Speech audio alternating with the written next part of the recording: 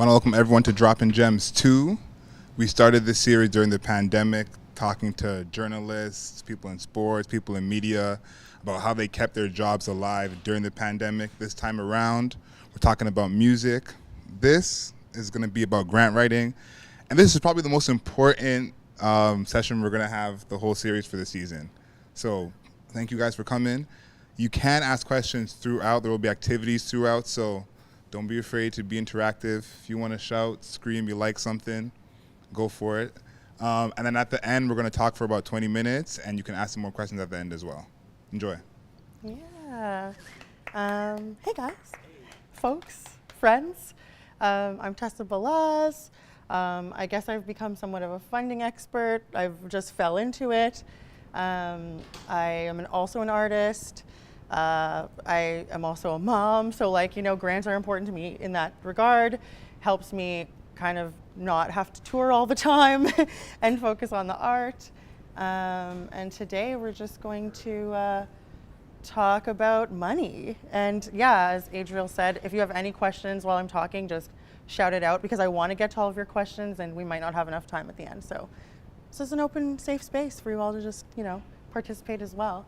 So a little about me, aside from being an artist and all the other things I mentioned, I've worked for quite a few nonprofit organizations raising money, the first being the SOCAN Foundation, which is like a huge supporter of Canadian artists. When I started there was a shift in, I guess, priorities. So SOCAN was kind of notorious for, especially the foundation, it was a lot about the composers, right? Because the highest money makers that are bringing royalties in are composers for film and TV, right? So it was really geared towards kind of nurturing the future composer generation. So they had things like, oh, let's do this essay contest for young composers.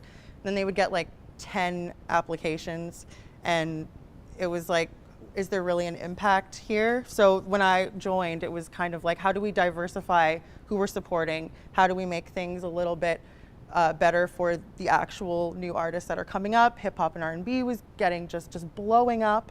And so it was like, really, hip hop and R&B are actually making just as much as the composers right now. And people are putting more in hip hop and R&B in their movies and in television. And that, creates a huge shift in revenue. So I built 2 programs for the SOCAN Foundation. One of them is called the TD Incubator for Creative Entrepreneurship.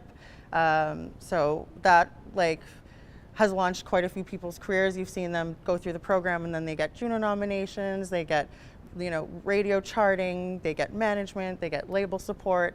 So that has been really exciting. Also just, the first year with 100 applications, and then now we're going through thousands of them because people realize that you actually need to know how to run your own career. You're not just gonna get a development deal anymore. It's just so rare. You have to know how to run every facet of your career yourself, the social media, the promotion, knowing how to build a team, knowing how to have great assets and website, and just make sure that the music quality is where it needs to be as well. So that is great, and it's still happening. And then the second one was Equity X, which started as a partnership with Ableton to make sure there are more women identifying producers and engineers in the studio. So that, again, it's about representation. It's like, if you don't see yourself in the space, do you think you belong in the space? And so the first year we had 30 applicants, so we were like, let's take them all. And then the second year was 500. So that just is a huge, testament to how representation does matter. As soon as those other 500 women saw that 30 women were doing this, they were like, I want to do it too. I think I can do it as well, right? So that was just really great. And then I also worked here at Launchpad doing fundraising for all the programs that we have here for a couple of years. And then I've done a lot in theater as well. I kind of moved around all over the place, but now thankfully I run my own business. I'm back in music. I work for specific artists, specific arts organizations. So that's kind of the money-making side of it. And a lot of it goes hand in hand with development, because if we don't have money, we don't have resources to, provide those things. And Launchpad actually does a great job of doing that too, with RBC entrepreneurial programming and whatnot for artists. So that's me. Let's get right into it. So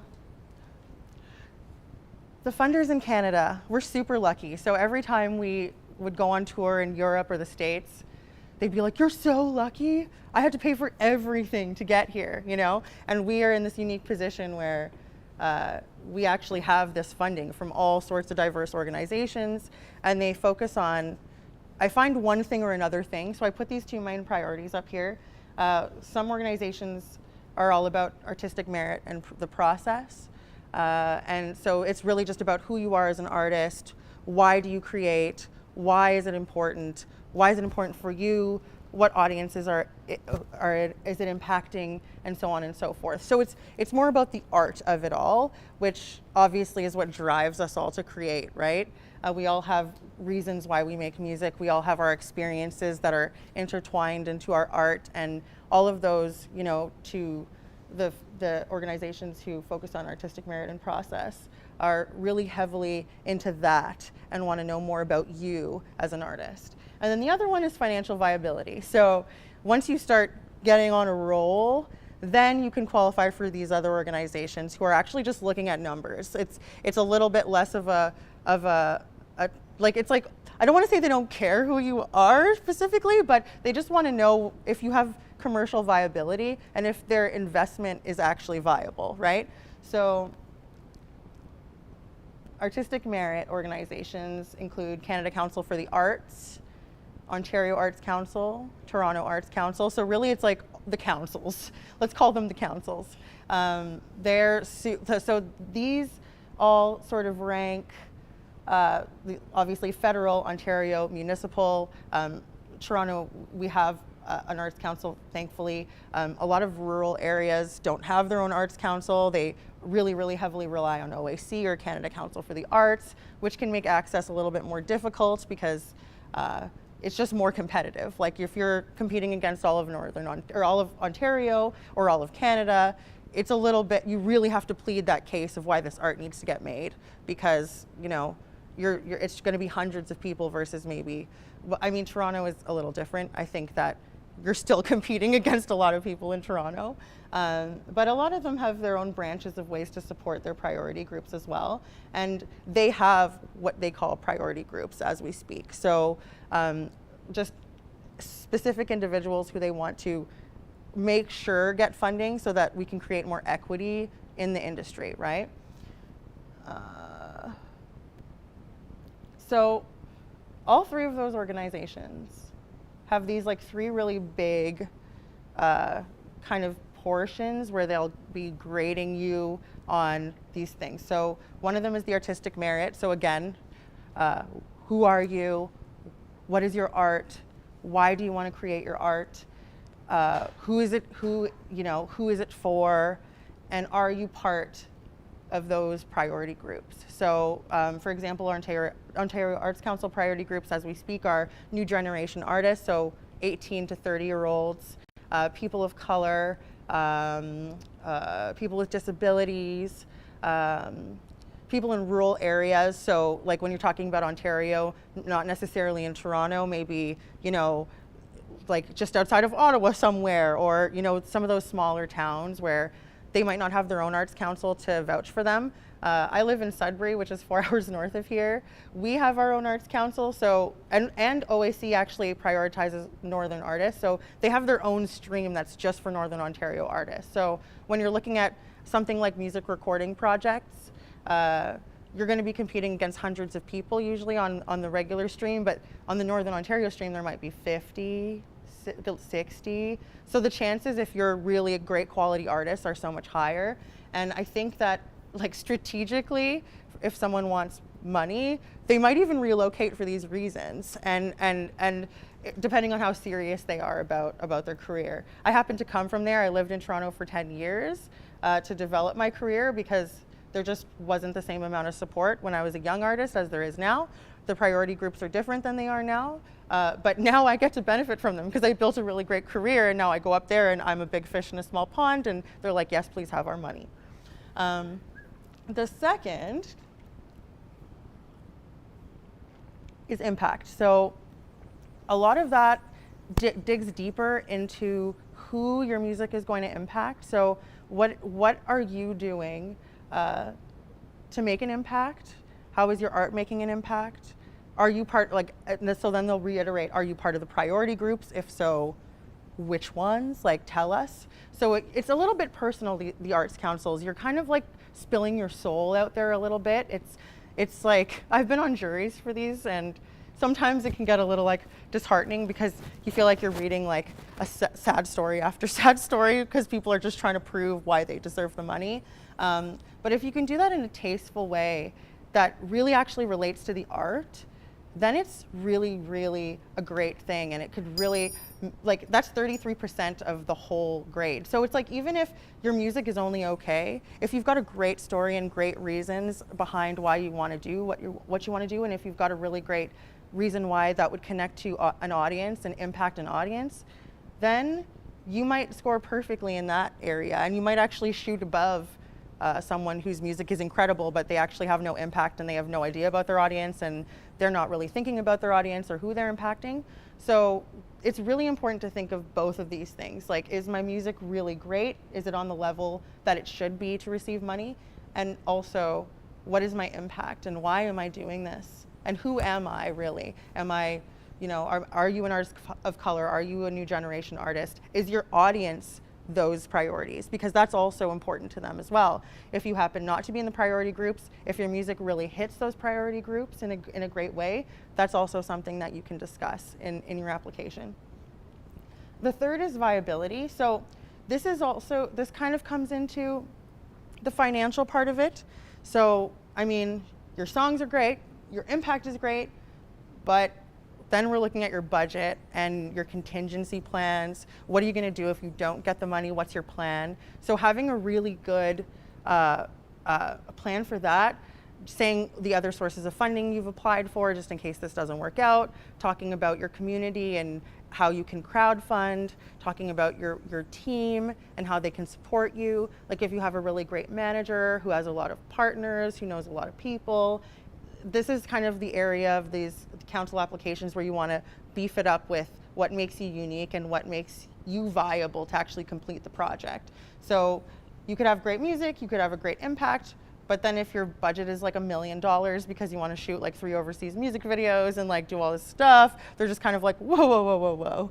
Doesn't seem like we're going to have enough money to give you for that to actually happen. So then all of a sudden your score goes down because they're like, well, I don't think that's viable. If you're really clear about the plan and you understand, how you can scale back if you don't get money. Like, sometimes they're like, well, I want to hire this person, but I also am pretty skilled at mixing, so I could mix it myself and save these dollars. I could, call in some favors or barter some services with another artist. I'll sing like top line on something they're doing, they're gonna mix for me. So having unique contingency plans and clear contingency plans is really important as well, and could also just bump that score right up. It's 3 quite different things, but they're all equally as important. It's like a score out of 5 in each of these categories. So you want to make sure that you're hitting the mark on every single one. You're not really repeating yourself in each section. They're all about different things. So make sure that they're all their own kind of clear story, if that makes sense. And so this would be for the councils: Toronto Arts Council, OAC, Canada Council for the Arts. The financial viability. So these are companies like Factor, Ontario Creates, RBC, Radio Star Maker, the SOCAN Foundation, especially the entrepreneurship program. They want to see that you can actually build a career, or that you're well on your way of building a career.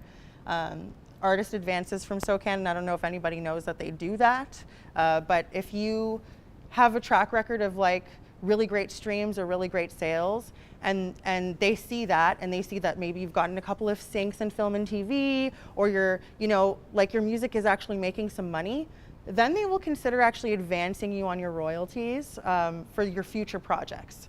So when I worked at SOCAN, Jessie Reyes just came out with a really great EP, and she was like, I want to make the next thing, like, can I have some money? And it's really like a loan, essentially. Like, we're giving you money, but you have, like, you're going to work it off, essentially. And when we collect your royalties, we're going to keep whatever we advance to you, sort of like a record label. And that's really quite unique when it comes to a performing rights organization. It is sort of like a label service, but if they see that track record of sales, then they will advance you. And then obviously banks and lines of credit, it's like that's the most basic. They just want to make sure that you're actually bringing money in. If they see that you're touring all the time, you're always bringing in money, that you're making decent money on your gigs, that your music sells, you've got a business bank account for your music, and there's always money flowing in, then a banker, would be more likely to actually lend you money to make your projects happen, right? So these are all based on sales. Like Radio Star Maker, has quite a intense threshold. Like, you have to either have like award nominations, like a Juno. There's things that you've had to have accomplished to get to that point, but then the funding is immense. It's like way more than you could get from most other companies. The only other that might compare is Factor, and that might be like slightly easier just because they don't have that criteria of having to be nominated. Obviously that would help, like a juried sound recording application at Factor, if you have that track record of success, and it would probably bump you to the top of the list of people who would get funded if you had that type of success already, which is why you probably see a lot of huge bands getting Factor still, like Grimes, and it's just it kind of seems ridiculous, but then you're like, well, they're commercially viable and it looks good on the government that, they're supporting an artist that actually makes a lot of money and creates tourism and does all these huge things and then there's their logo and they look really great, So these are all, there's a lot of money on this page right here, but you have to have some sort of track record of success to access these funds. And the only, I guess, exception I would make is with artist development in Factor. It's a good way to get your feet wet. It's only $2,000, but to get funded by them once tends to get, more of a track record to get funded again and again and again. And I've seen people get artist development every year, as long as they're completing their reports on time. They're just like $2,000 subsidy to do whatever I want. That's great. It's like it's so broad what you can do with that money. It's not very strict, so it's desirable to an artist who might not quite qualify for juried sound recording just yet.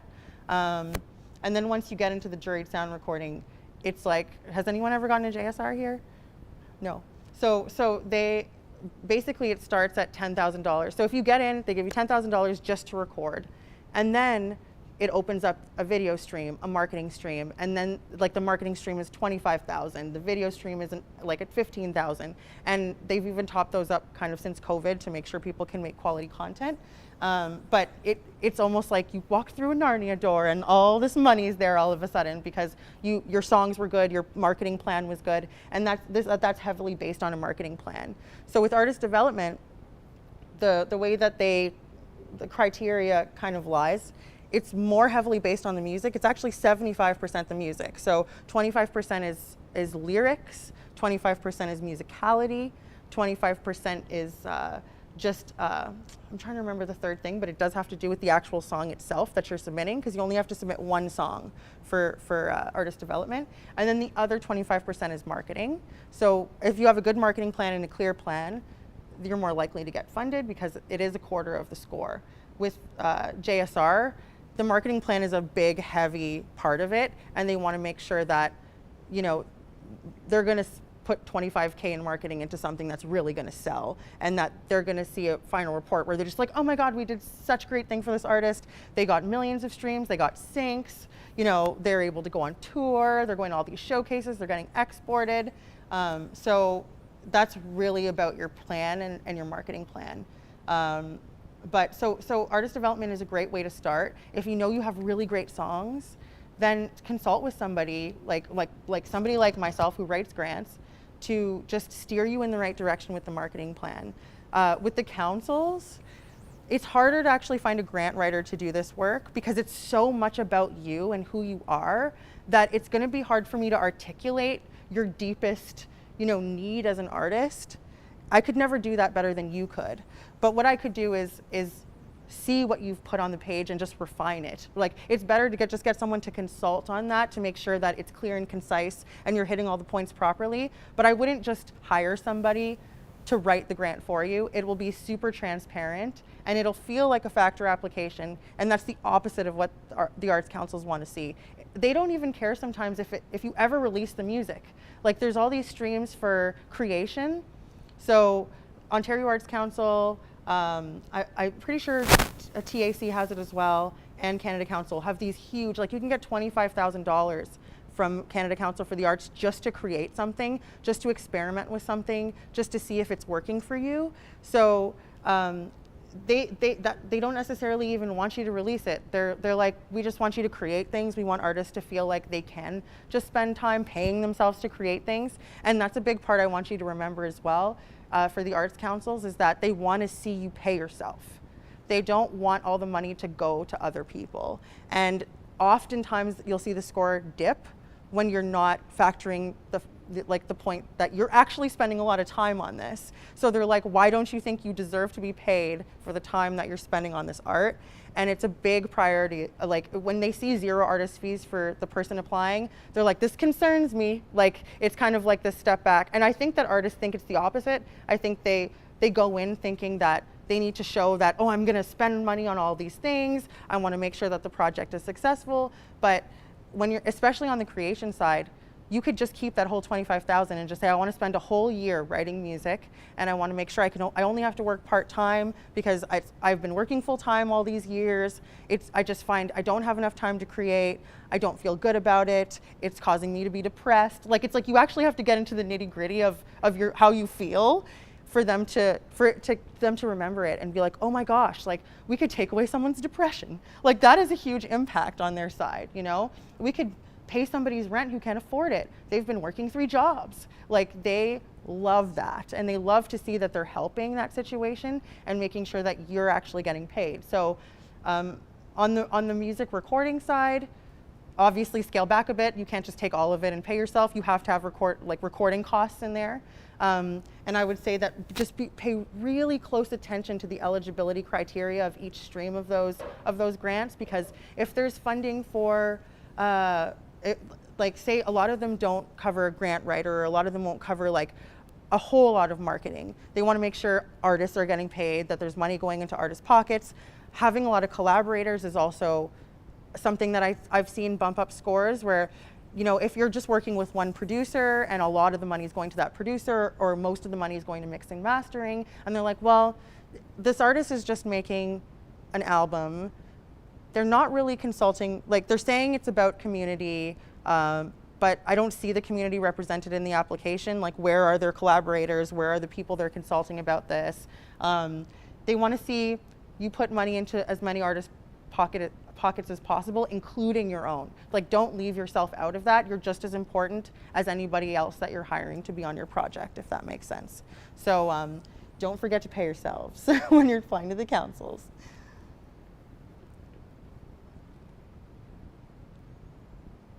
Okay, so I kind of broke that down actually with factor.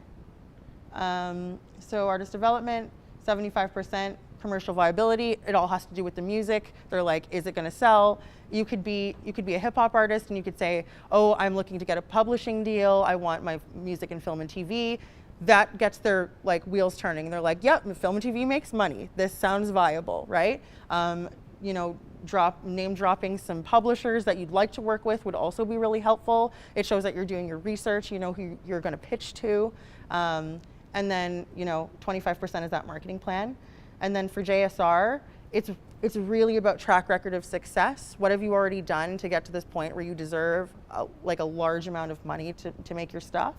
And heavier weight on the marketing plan. It's like really the driving force in the application, and like, how are you gonna do things? But the track record of success is big. I've had so many artists be like, can you write a JSR for me? And I say, okay, let me listen to your music, and also, what have you done? And they're like, oh, I have 10,000 streams. And I'm like, it's not a lot, like, not today. They're like, well, I've done this and I've done that. And I'm like, well, maybe you should apply for artist development first. And then they insist. They're like, no, not enough money. Please do the JSR. And then I try to steer them away from it again because I'm like, this is very competitive. You're like competing against the Trues and Grimes and like everybody you would admire is going for this money. So how are you going to compete against those people exactly? And you need to really be clear about that. If someone's going to insist, I'll write it. But it doesn't make me feel good. Like, I want my track record of success to be good as a writer as well. I want to make sure everyone's getting funded. I want to know, like, with Factor, I know if they're going to get funded right away. After I see what they've done in their marketing plan, I know that I can craft that into something where I'm going to get them this money. If I'm not sure, you probably won't. Like, it's just too competitive, right? So you need to be really sure that you're ready for this and really sure that you've done some pretty great things to be able to kind of sit in that pool of artists that are Canada-wide. Like, this is federal, right? This is not just Ontario or just Toronto. This is like from east to west, all over Canada. How are you competing with the entire country, right? Okay, I don't know if you can read this, but this is kind of like an exercise. So this is a real question from an Ontario Arts Council grant. So I would love just to hear some points from you guys on what you would say. So it says, tell us about your group's overall artistic work, history and achievements, what is important to you in your work, cultural influences, your identity, geography, community, language, etc., and why. If you identify with one or more of OAC's priority groups, so those are 18 to 30-year-olds, people of color, people in rural areas, people with disabilities, or if your ad hoc group, collective, or organization is mandated to serve one of the priority groups, so that's more on an organization level, you may choose to refer to this here. So they're giving you an opportunity to really tell them who you are. What is your art? Who are you? Are you one of those priority groups? So this is like, it needs to be a well-rounded response that kind of touches on all of these things. This is your like elevator pitch about yourself almost. It's like, why should we be interested and keep reading about you? So can anybody think of anything that they would say to OAC about this? Does everyone live in Toronto? Yeah? Okay, so that automatically takes you out of the rural area. I see some people of color here. So there's a priority group, right? What kind of music do you make? Great. And how long have you been doing that for? Since I was a kid, basically, like, I started, I was around 12. Great. And how old are you? 27. Oh my gosh, look at all those priority groups, right? So if I were you, I'd say, I love music so much. I've been doing this since I was 12. I am a person of color. I am 27 years old. I am a new generation artist. That's what they call a new generation artist, right? And then why do you make music? I just like, I just like expressing myself through music. Like, I do it, like, sometimes, like, it's just like through melody, or just like, I do it better that way. Yeah. I just enjoy it. Great. So would you consider yourself introverted? Yeah. I can tell just by how tense you are answering my question. So if I were you, I'd say I'm a person of color, I'm a new generation artist, I'm 27 years old. I've been making music since I was 12. I find it's easier to make music and to write music than it is to speak to people. I just find it's therapeutic. It's easier for me to get my feelings out this way. It's easier for me to identify with my surroundings, my culture, my upbringing this way. And then my heart is already like fluttering. I'm just like, oh my gosh, that's so wonderful. This young person, they're being vulnerable about how it's just so much easier to express himself with art. And that to me raises the stakes about why I should fund this person, because if you feel more comfortable making music than you do even socializing with people, I would touch on that. I would just dig deep into who you actually are and why it's really important for you to make the art, How about you? Well, me. Yeah. Sorry, I'm taking notes. I'm not texting. No. That's great. Where to start? I don't even know how to start. I make music. I've made music forever because I can't not. And my journey through music has been long and varied. I've different genres and things I've been part of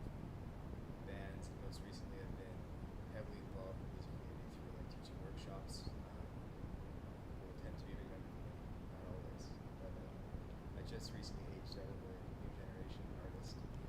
All of us right here. Yeah. But yeah, I mean, to be like totally vulnerable, I think that's part of what this is about. Mhm. Like, I have this like red hot passion for making music. I've made a lot of music. I'm really proud of the work that I've made, but it's under threat because it's really expensive to live in the city. We're a single income family right now. I'm the only one working. My wife's in school. She's pregnant, and all this other Congratulations. Thanks, but I don't want to have this huge part of my life get kind of edged out because it's so hard to protect that time. I don't want my family to hurt because I can't afford to have time to make this music or like to get any money from doing this. So I'm like pedal to the metal the last couple of years trying to like get the career off the ground. Well, that was a great answer too. You know, it's like family is such a big thing. The fact that you, Could you repeat that for people on the street who couldn't hear? yeah. So what was said is that, you know, although you're not in any of the priority groups, it's, you know, you're a single income family, your wife is pregnant, you're having a baby, music is the thing that drives you, it's the thing that you need to do. You often use it to give back, right? I heard that you teach workshops, you like to educate, you like to help people, and that you don't want the fact that you want to have a family and that you want to stay in the city to affect your ability to make music, provide for your family, and so on and so forth. So to me, that's a beautiful statement about who you are as an artist, you know? So it's really about thinking about why you're doing things. Always have the why in your head, and it's much easier to create these artist statements because it's all about why with the Arts Council. It's all about why do we fund you over somebody exactly like you making music just as good, or you know, or there could be music that's better, but if the artist statement is super memorable, then they're going to fund something that where the music is like, even if the music isn't great, they'll be like, you know what, I want to help this person because I resonate with that. I left Toronto when we had our son because it was expensive to live here. We were trying to hustle to make sure that he had everything he needed and that we had the space to do it and that we still have the space to make music. So that to me is a really great way to articulate yourself when you're speaking to an arts council. So great, really great answers. I'm very impressed, guys. All right, financial viability. So this is a factor question, straight off the factor application for artist development. Detail where you are in your career and provide an overall strategy plan for growth in the coming year. Describe your challenges, ambitions, and where you hope to be after your artist development year. So because we know Factor's all about commercial viability, it's kind of disguised as a question where they want you to spell out your soul, but they only want to know a little bit about that. They want to know maybe what drives you. So it would be like, you know, so my last Factor application that was successful, what I said was, you know, I've pivoted from touring all the time to raising a family. So I'm going to pivot from making money off of my touring, and I want to gear my music more toward film and TV because I can do that from home. I can make music. I don't have to be on the road. I can spend time with my son, and they're like, oh, that makes a lot of sense, actually. You're already a successful artist. You've made money in the past. You've had some sync, because we had some sync when I made this application already. And they're like, but it makes sense. You have to stay home. So how can we actually help you continue to make money? Like, that's what they're thinking about. They're not thinking about who you really are. They're just thinking about how can we continue this track record of success. So does anyone want to take a shot of what they would say to Factor in this area?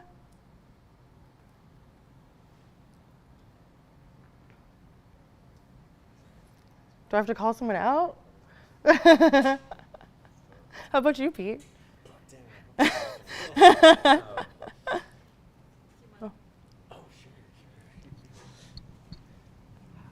Well, at this point, I would say in my career, I mean, it's about sustainability. You know, I want to have a sustainable career from music, you know, and really just spreading my multiple streams from music, right? Through, I mean, I'm an audio engineer, I'm a producer, So really, my plan is for the next year to collaborate more and be part of more projects in the film TV world, as well as songwriting and collaborating with people that are putting out their albums. You know, so as a producer, you know, damn, this is being on How the about you? spot. What's your name? Half. That's my station. Tell me about like I'm- some of your past successes. Yeah. Well, I have everything that I've put out up until this point has been independently backed. It's all out of pocket, and I have a few music videos that I'm very much proud of. I have over 40 songs in my discography on streaming services alone. But I'm at a pivotal point in my musical career where I feel like I've put all this time and effort and my own finances into investing into my art, but I want to take it to a place where I know that I need more financial backing.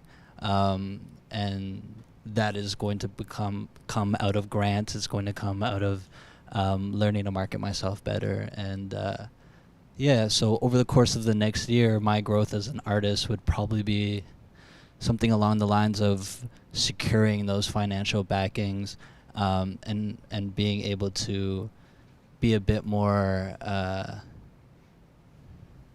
financially inclined, that I have been in the past. Yeah. Yeah, so maybe what I would say if I were you is something like marketing is a huge part of my plan. And then, because that is like marketing leads to money, right? But you need money to market, right? Yeah. Which is where Factor would come in. So I would say marketing is part of my next career's trajectory.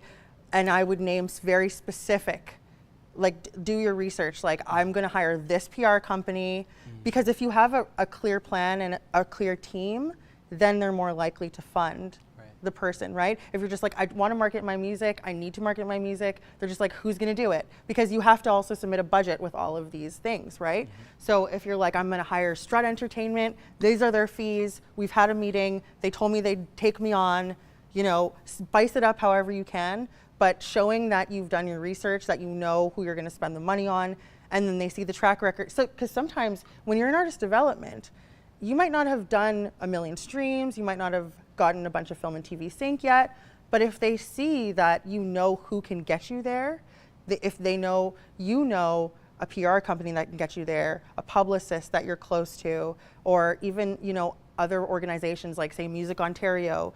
Does anybody know of Music Ontario here? Guys, you all have to become members of Music Ontario and CIMA. So CIMA is a Canadian Independent Music Association. I'll give you a chance to write that down because they're super, super, super important. And they were very, very pivotal in launching, and integral, I should say, in launching our career. They do exporting and education. So on the Music Ontario side, they'll send people to different conferences to perform, but on the CIMA side, it's international export. So the first time I ever toured Europe was because they sent us on a showcase at a European music festival, and because of the funding we were able to secure, because Factor actually has showcase grants as well. That's another whole part of it. So if you say, get into a showcase that's like South by Southwest, for example, because I've played South by Southwest, if they see that you've applied to South by Southwest, you've gotten a showcase, then it's automatic Factor funding. They have like kind of a algorithm, I guess, to say how much the subsidy would be. So based on how many kilometers you're going away, the expenses of the trip. If you have the letter from South by Southwest that says, congratulations, you got a showcase, and then you go to the Factor Showcase grant and you submit that, like it's just a couple weeks and they're like, yeah, here you go. Here's a couple $1,000 for your travel and your hotel and whatever. So you don't actually have to show any viability for your music. You just have to show that you've actually been invited into the space and that you're going to have the opportunity to showcase elsewhere. So that's what happened to us with Europe. They have these calls for artists where they're like, okay, we're going to this specific music festival in Germany. What's the big one in Germany? It's escaping me now. but it's like it's in Berlin, and so they just put it on an app. Reeperbahn. So they have a Reeperbahn festival in Germany. So many people have launched their careers at Reeperbahn. Germans love music. They don't care who's making it almost, as long as it's good and as long as they can see it in person. So it's a huge place where if you're exported there, you could see some financial success. You could see merch go fly off the shelves. You could see yourself actually walking away with a fair bit of money from these showcases, plus the financial supportive factor. Because if you get into Reeperbahn, they're like, yup, here's a few $1,000, you're going super, super far, you've already gotten into the festival. And SEMA is sort of like the middleman. If you apply, because you could apply to Reeperbahn on your own, you could just say, I'm gonna apply to the festival. But if you apply to Reeperbahn through SEMA, and they've got their priority groups and they've got the people that they wanna support, and you happen to have great music, have great potential, and they decide to take you there, they're also financially supporting you. They're also, kind of like we profited off that European tour, which literally never happens. Like you come home and you're like, oh God, I just spent all my money. But it's because Factor and Music Ontario came through with funds to reimburse us for all of our costs. And I was like, wow, we have got this surplus and also just international streams, which is also something that's commercially viable. If they see your music is being played in Europe all the time, if they see that, I went there and look at all these streams from Berlin, look at all these streams from Hamburg, like this is really, really great. There was a direct financial impact. There was a direct impact to my streams. Then you're just making yourself more and more commercially viable with these small things. And there's organizations in place to help you do this, right? So, really, definitely I would push you into looking into showcasing.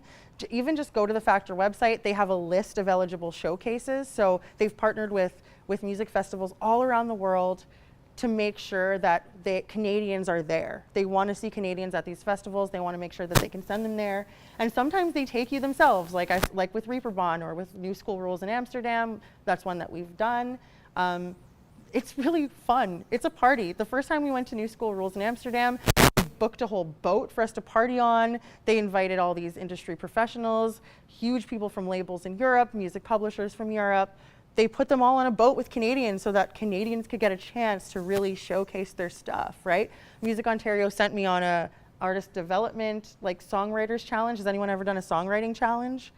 That's also something I would push you into. It really gets you primed for getting out really great content and priming your music making skills. So songwriters challenges are intense. You meet someone for the first time, they'll say you're a top liner, there's a producer, there's, just people with different skills, right? And then they throw you in a room and they're like, you have 3 hours. Come out with something great, present it at the end of the day, and it really puts the fire under you to really think about, if I'm able to pitch this song I wrote in 3 hours to this whole room of music supervisors, which is what basically was happening. They tied it into East Coast Music Week, which is a huge, the East Coast Music Awards are huge. They're literally as big as the Junos. It's the best red carpet I've ever been on. Juno red carpet is 5 seconds, you take your picture, they're like, okay, bye, next. The East Coast Music Awards red carpet was local vendors on, champagne from a local place, beer from a local place, oyster. You're just like, what? This is amazing. And then you get to be a part of this great, activity, see all these amazing artists. They really support their East Coast talent. So that particular Songwriters Challenge, they took one person per province, and then they paired them up with someone from the East Coast because they were trying to develop their East Coast talent. They wanted their East Coast talent to get more visibility, say in Ontario and BC. Co-writes are a big deal. When you're writing with people and when you're showing that track record of success of making good music with people, they're like, oh, you actually care about collaborating, which actually increases your royalties.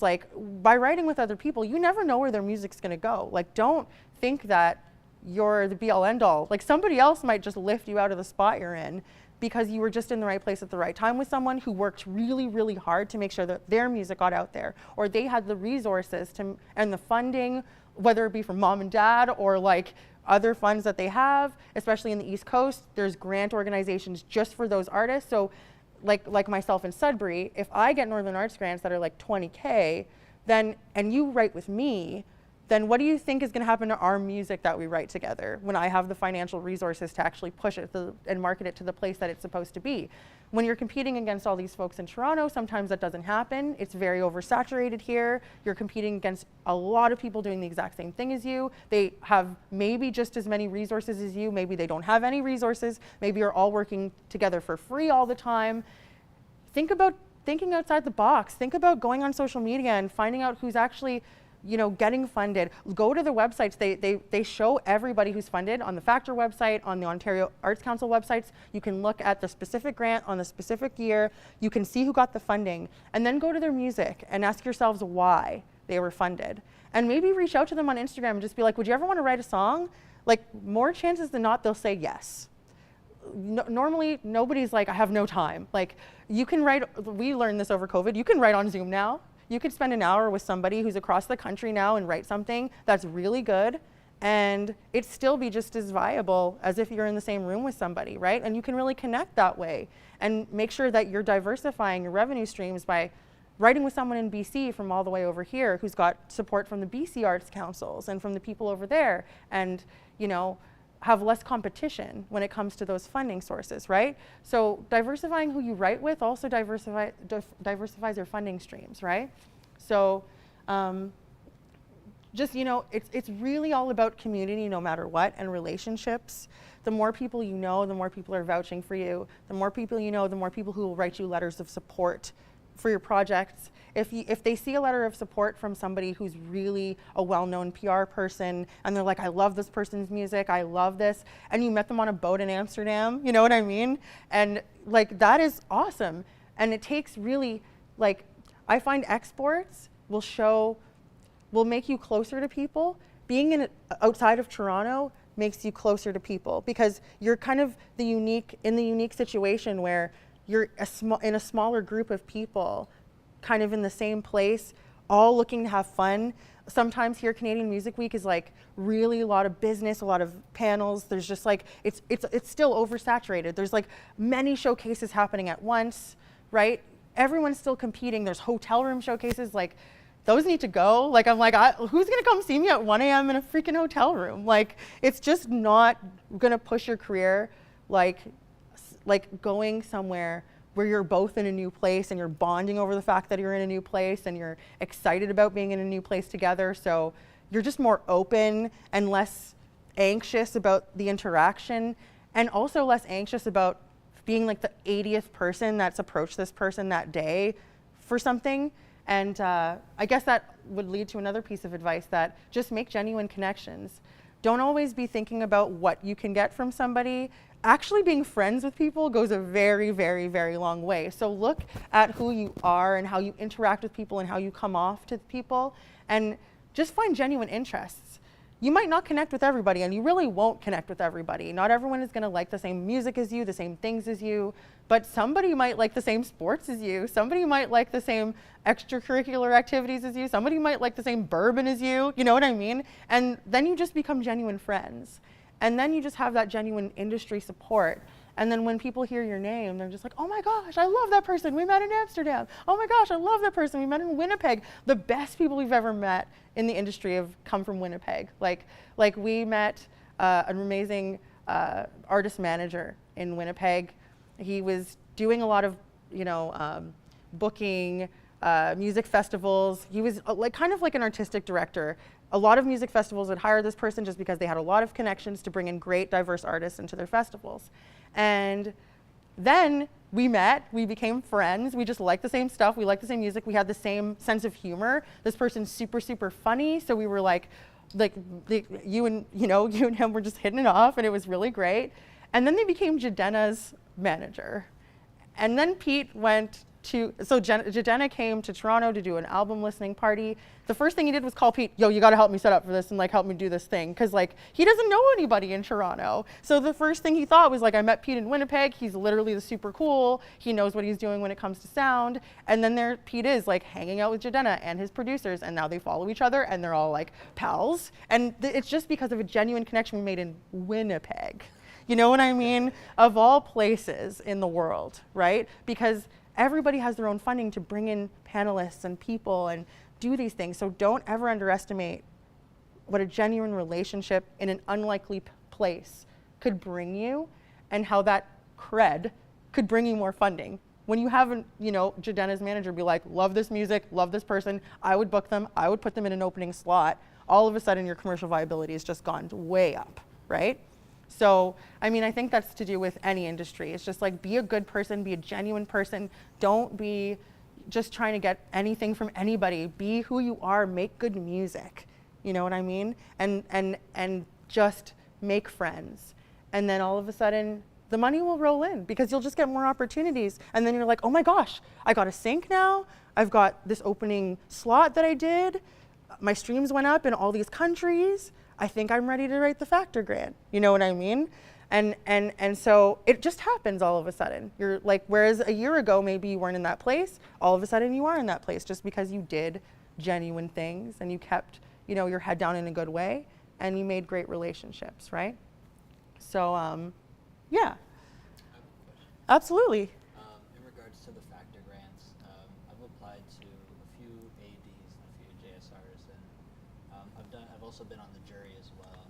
And I find that sometimes you'll have people who just are submitting a Word doc, and that's where they're doing the span of the writing. But then sometimes you get these submissions, and you could tell it's not necessarily from the artist. It's these full graphic design, better than a EPK.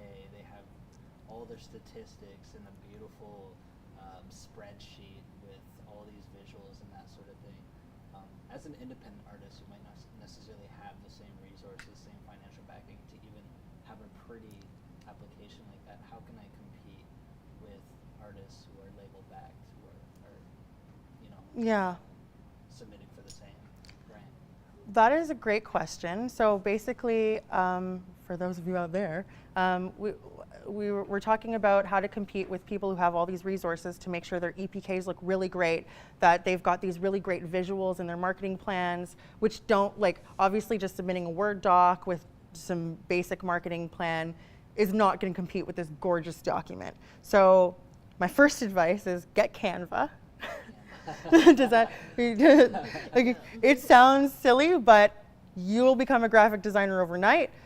Where you think you're lacking, you just need to learn it. And Canva is a great tool to make amazing things without actually having to try it all. It's like you look at, you're like, okay, this is a doc that looks great, that has some great visuals. You can remove someone else's face, put your face on it, and then you just copy and paste whatever you have in the Word doc in this really great graphic, and then you download it as a PDF, and all of a sudden you're a graphic designer. And I think graphic designers hate that.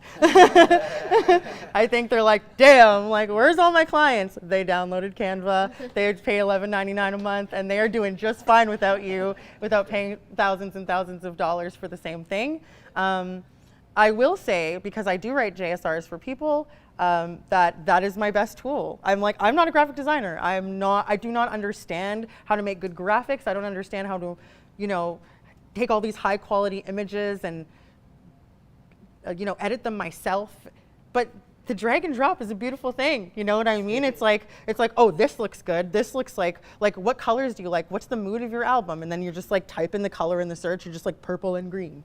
And there it is. You know what I mean? It's just wow, this is actually really great. And all these artists, they were just on the template. I don't know who these people are, but they look hella cool, and so they were just in the template already. But I could click on her face and remove her and put me there, and all of a sudden it looks like I'm super dope, right? So it's really about your if the need is great, you'll be willing to learn the secrets and the tools that take these people and set them apart from other people, right? So, yeah, and that again goes with anything. It's I hate spreadsheets, but I work with money, so I just have to know how to work with a spreadsheet. I just have to know how to do it. I just have to figure it out. Whether there's so many online YouTube video tools about how to make a spreadsheet and how to make a good one. So I once saw Pete, we were bowling and he was doing terribly, And he looked at a YouTube video on how to bowl, and then he got a strike. So it's like how the educational resources out there are so endless. And the good thing about Canva is they're right within the website. It's like you can go to the help. There's always someone on the chat. You're just like, I can't do this. And someone replies to you in 2 minutes. And they're like, oh, did you try this? And you're like, shit, no, I didn't. But it's working now, you know? So it's just about your ability to learn things outside of the music. And I think that's why creative entrepreneurship is such a big deal, and why SoCan pivoted to creative entrepreneurship, why Launchpad is doing, you know, the RBC program that is all about how to run your own career, because you're never going to have as many resources as the next person. Like, there's always going to be someone with more money than you. There's always going to be someone with a better team than you. There's always going to be someone with, you know, music that's just doing better. But what is your willingness to learn? What is your willingness to actually take over those roles for yourself in the meantime? Because if you just, you know, decide to download Canva, make a really great document, throw your photo in there, put your stats in there, and then Factor gives you $20,000 to market your stuff, then all of a sudden you don't have to do it anymore, right? You can budget someone in to do that because you don't actually want to do it. Like, some of the stuff I'm like, I'd prefer not to write the marketing plan myself. I'd prefer not to design it myself, but it's going to be the tool to lead me to get the team so that I don't have to do that and I can just work on the music. And it's just about that trajectory of growth, right? So Plus, it's probably that much more gratifying when you receive exactly. You're like, I did it. Like, and you can freaking like probably put that in the budget line, Canva. You know what I mean? Like, just like you'll get paid back for it eventually, right? So like, it's always, especially at this emerging level, you have to just be willing to do the nitty gritty. And when they see that, then you're just that much more impressive, you know? And it's funny because like the artists that I represent, when it comes to funding, some of them are just like, please do this for me. And I'm like, okay, that's fine. But some of them just send me the marketing plan because they also have Canva and they're just like, I did this, I have all the pictures of myself, I have all my stats, like, and I love those artists. I'm just like, yes, you know, you're making my job so much easier. So yeah, it's success. And this is not just to do with music, like this is just from business mentors that I have, is all to do with, if you're gonna run a business, you should know a little bit about every facet of that business. You should know a little bit about bookkeeping. You should know a little bit about taxes. You should know a little bit about spreadsheets, graphic design, you know, publishing, business plans, marketing plans. Like, you need to sort of know everything a little bit to know exactly where you sit in that sphere, and so that you can maximize your success eventually when you actually have the money to build the team to do it for you, right? And that's any business that you have. We're actually at the question period, I think. It's so early, we like zipped through this, but does anyone else have questions? So I've never written a grant before, but you know how you like use yourself? How do you pay yourself and also paying others on your team? How do you decide what pricing is right? Right. So that's a great question. So how do you decide what to actually pay yourself, what to actually pay other artists? Again, I would say research. If you're talking about working at a studio, a specific studio, I would reach out to them, ask them what their rates are, ask them, you know, how much does it cost for you? What do you charge for mixing? What do you charge for mastering? So that it's a viable thing, right? Because I've seen just such way out there stuff. Like, I'm like, okay, yeah, $200 a song. Like, that sounds right, you know, for mastering or mixing for somebody who's on a high level and whatever, or like $200 to $400 for certain people. But then I've seen someone be like $1,000 per track. I'm like, whoa, like, who the heck is charging you that? They gotta go. Like, they're scamming you, you know? And you just know because you have experience, especially when you get to that jury level. You're just like, okay, this doesn't sound right. Like, I've always done it for $250 a song, and it just like seems like really crazy, and that they maybe don't necessarily need this high level of person, whoever they may be, at this point in their career, right? So I would say just make sure everything is balanced. If you're making an EP, say, so like 5 tracks or something like that, and you're applying for like $5,000, right? Make sure that you at least have enough money to do what you're doing and you're paying yourself. So if you're like, I'm paying myself $500 to oversee this whole thing, you know, to be in the studio, to direct the artists and make sure that all the musicians are playing when I need them to play, to make sure the producer is present and whatever. And then, you know, $1,000 is for the studio. There's a $1,200 for the mixing and mastering. There's $800 for marketing, specific person who's going to help me here, you know what I mean? And a budget always has to be balanced. So if you're asking for $5,000 and something costs $7,000, then you need to justify the other $2,000. Whether you put in like I'm taking out of my savings this $2,000, or like it has to always balance. And if it doesn't balance, then they're just going to be like, this makes no sense. We're either leaving this person in a deficit or they're profiting. And if you're going to be profiting, just make sure that you increase the artist fee to whatever it is that you're doing. So if it's a full-length album and it's $10,000, it could be more, right? You could be like budgeting quite a lot more for mixing and mastering. You could be saying like, I'm spending a whole month doing this. I want $1,000 like to subsidize my like costs of living and things like that. All arts councils love to subsidize cost of living. They love to pay your rent, like as long as it's, you know, viable and that it still shows that you have the money to actually make the project. So like just think about being realistic, think about actually consulting people on their fees and making sure that you're breaking down the fees very specifically. Be as detailed as you can. Like don't just put artist fees, $1,000. They're always gonna ask for notes to be like, this is for this many hours of my contribution to this project. It's your project, but you still deserve to get paid for your project. So if you're like, I'm paying myself $30 an hour for this many hours in the month, it's going to cost this much to pay me to do the project, right? That's totally fine, you know? And same with like studio fees. It's like, we're in the studio for like either like a flat rate per day, or we're gonna be there for 4 hours, this is how much they're charging us per hour. Really break down what you're saying, and the more detail, the better. When they're just like, what's this $2,000 in artist fees? Like, is it the band? Is it them? Is it like, so make sure you're just being really meticulous about breaking those costs down. And if they're at industry standards, like, I don't know if you guys know of is it CARFAC? But it's like, it's basically the union that shows industry standards on fees for musicians. So if you just Google like union standard rates, make sure that, like, you know, if you're gonna have a cellist in the studio, be like, what's the union rate for a cellist? Is it $400 for the day? Okay. If it's too little, they're gonna be like, that's not quite union standard, and they're gonna know that. So they don't want you to pay people too little. They wanna make sure at least that they're getting what they deserve for a day, spending a day with you, spending a day in the studio with you. And all of those guides are online. You can just look them up and see what they are.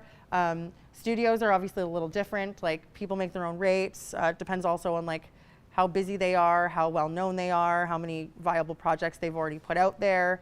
But I will say that, especially for Canada Council for the Arts, because OAC doesn't actually, they have a place where you can upload supporting material, like a letter of support from someone, but Canada Council actually needs that. They want to see that the people that you're working with actually want to work with you too, because people can name drop all day long, and maybe they don't even know you.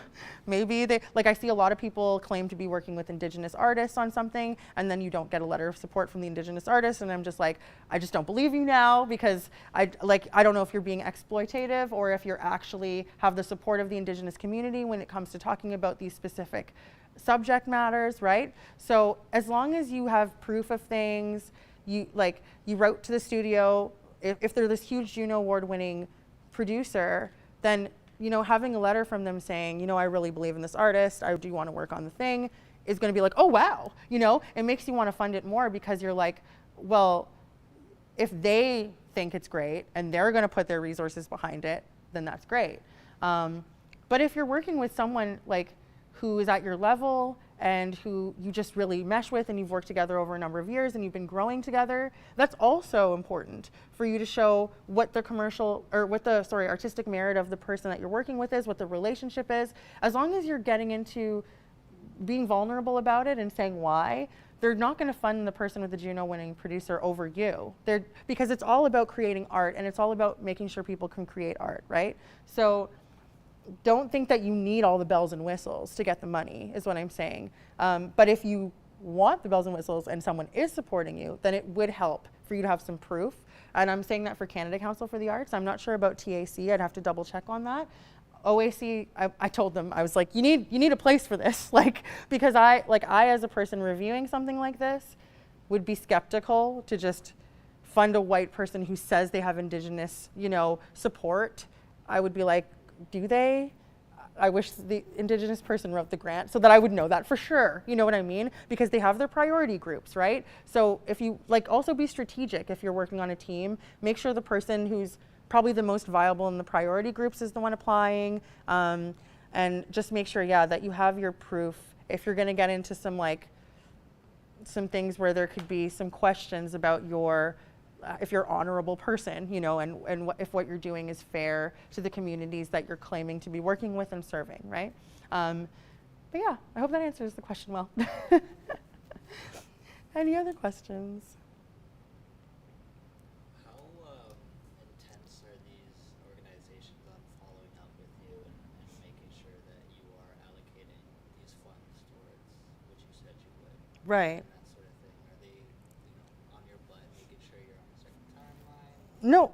That sort of thing? Well, sort of. I mean, so once you're funded, then there's the final report, right? So as soon as you get that notification of congratulations, OAC is going to support you with $10,000, immediately you'll see something open up in your portal that says final report with a due date. So it's always going to have to, so basically there's always criteria. If you're applying to a deadline, say that was in November, they'll be like, this project needs to be completed by April 2024, right? So don't apply for something if you're not going to be done by then. But if you won't, they're also lenient in giving extensions. Like if you have genuine reasoning why you need an extension and you write to the program officer and you're like, listen, this happened in my life. Like sometimes, there's a death in the family. Sometimes a baby comes and you're like, oh my God, I don't know if I have time for this right now, but I still want to make something eventually. You can just tell them that, and usually they're like, okay, we'll give you 6 months, 6 months more. But the final report tells them everything they need to know. So basically, they trust you. They're giving you the money. By April 2024, you're writing a final report. The final report you will be telling them this is what actually happened. Because it's not often that things go exactly as planned. Sometimes your team changes. Sometimes you're like, actually, we decided this person was going to mix it, right? Duration aside, maybe song numbers change. Yep.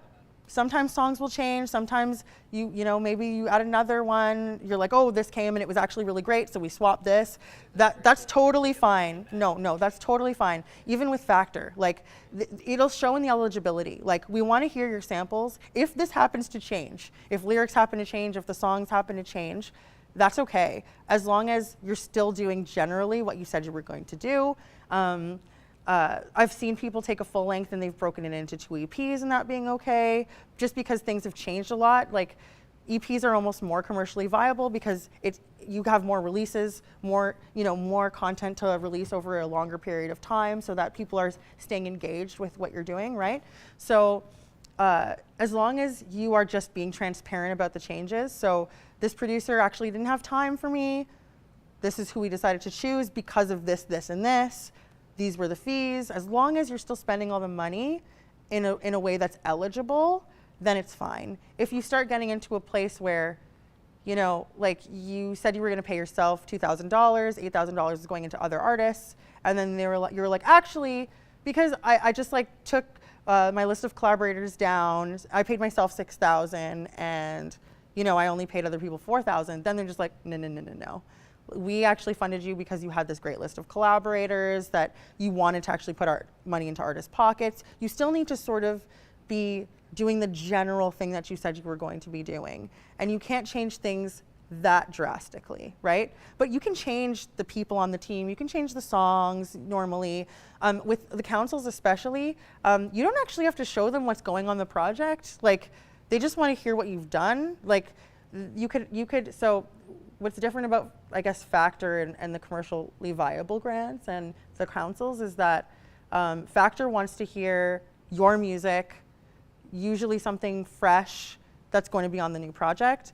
The councils are like, we don't care when it was made. We just want to see what you can do. If your best work and you haven't released anything in a few years was in 2017 and you had like some great tracks then, they're willing to hear stuff from 2017. If you say that you're going to work with a specific producer, they don't mind if you upload their music.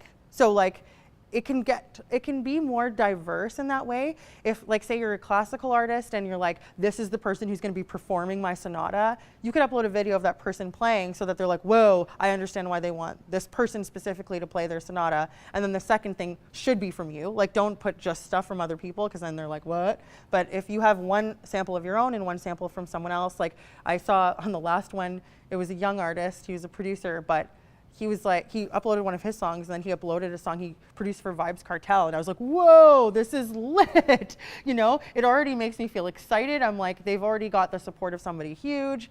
Then their music all of a sudden seems like, you know, you're going to do great with this. I like the sample. I like the way you produce this other song. So uploading the support material from another artist could really benefit you. If, you know, maybe it's a lesser known person and the music isn't as good, like really think about it. Like if your music is going to be the best representation of what you're doing, if you do have high quality demos of what you're going to put on the record, I think that's preferred, but it's not necessary. And it's not the be all end all when it comes to funding. So yeah, you can totally change things as long as you're generally spending money in the same way. You know, you're not, yeah, if you're not just like loading the pockets of someone specific or yourself, they're fine with that. A lot of the stuff we've been talking about for grants so far has been, I think, largely with like the idea of recorded music as the end goal. Obviously, there's a lot more to it than marketing and live shows. Are there particular grants that are well suited toward funding, you know, other stuff like rehearsals and just general like the back end of like live performance, supporting live performance that's like gear, rentals, rehearsal spaces, paying musicians for rehearsals. Like I don't have a band, but I have no musicians who play and I need to pay them, of course. Right. So are there grants for rehearsing, for, you know, all the back end stuff, gear rental? Yes. So factor, once you get into that, well, actually artist development also, like if you can, like it's really broad what you can spend that $2,000 on. Same with the JSR. Once you get into the live, like the showcase portion, they'll pay for travel, they'll pay for rehearsals, they'll pay for equipment, they'll pay for all sorts of things. Canada Council is also a big one. I would probably lean towards them the most because they have the most money. So they have, you know, $25,000 just to make things and just to explore things, and that does include budgets for purchasing equipment that you need, purchasing software. Like it's like if you have Ableton 10 and need 11, you're just like, I would really like 11 so that everything kind of goes smoothly in the transferring of the tracks. If you need to rent rehearsal space, rehearsal rooms, that's totally cool. And so it just depends. So when you're talking about music recording, no, because this is all supposed to be about making the thing that you said you were going to make, you know? But when you're talking about like exploring and creation, and you're applying to the creation part of it, then it's kind of like way more broad. They're like, well, if you need this to create, who am I to say you don't? Like you as the artist are telling me that this is what you need, so I'm going to give it to you. If you're saying like, they don't want you to be like, I'm going to buy a grand piano, and it's like half the thing, and you're just like, okay, you just want to buy yourself a piano. Like, it's like, that's pretty obvious to me. But what would be viable is if you wanted to rent a room with a grand piano because you just know that this Steinway sounds amazing, and you really want to make sure you can get some high quality demos off of it, and you think that you could qualify for the actual creation part of the grant, because there's the two sides. So Canada Council has Explore and Create is like a stream. And then within Explore and Create, there's creation and there's concept realization, right? So concept realization means you're going to come out with a product. There's going to be a product at the end. Creation is like, they may never release this. They may try it and they're like, never mind, I don't like this. I'm going to start back at square one. And they just paid you to try and figure that out and to explore what you need to explore artistically. So you just need to really be mindful of the eligibility of each grant. So if you're going to be recording music, I know OAC recording projects, they have, they're very specific in their language when they say modest equipment purchases. So if you're putting a whole like Roland synth on there, they're just like, that's not modest. Like you're buying yourself a piano, you're buying yourself a synthesizer. We don't think that that makes sense. But if you're talking about, like, exactly, that kind of thing. Or even you can buy yourself some things, but you just need to be modest in the scope of those things, right? Whereas like in the creation portion, they might be a little more lenient with, you're like, I really need to, there's even, there's a career catalyst grant with Canada Council. That's actually, you could use all of that to build a studio in your house. Like you could just be like, I need to upgrade my studio. I find some of my equipment is a bit old. That's all about like career catalyst means like what's going to take you to the next level. What do you actually need to take you to the next level? And if that means if they fund you to build a studio that you don't have to rent, like that's an investment, right? You don't have to rent studios anymore. You might actually turn that into a commercially viable revenue stream for yourself if other artists could hire you to use your home studio. That is interesting, right? They're like, okay, yeah, we'll make an investment in this person whose music is really good. They produce really great tracks. It would be really great if they could build their own studio. So that is under the career catalyst portion. So Canada Council's got endless stuff. Like I would say like really look into what they've got to offer because it's anything from, they even have stuff to just like pilot project things and go ahead. It does, right? This sounds like it's going to be mad competitive for this kind of. You'd be surprised. Like if I've never heard a lot about that. I'm not big into the grants area, so I'm not really surprised that I haven't heard of it. But I'm like firsthand when I'm doing it at home.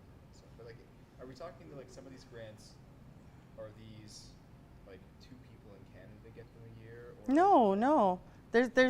So Canada Council is unique in the sense that there's no deadlines normally. There's a couple of, like if you're working for an organization and they need to like see if you're gonna get your operating money, then obviously they wanna see it like by December 5th, whatever.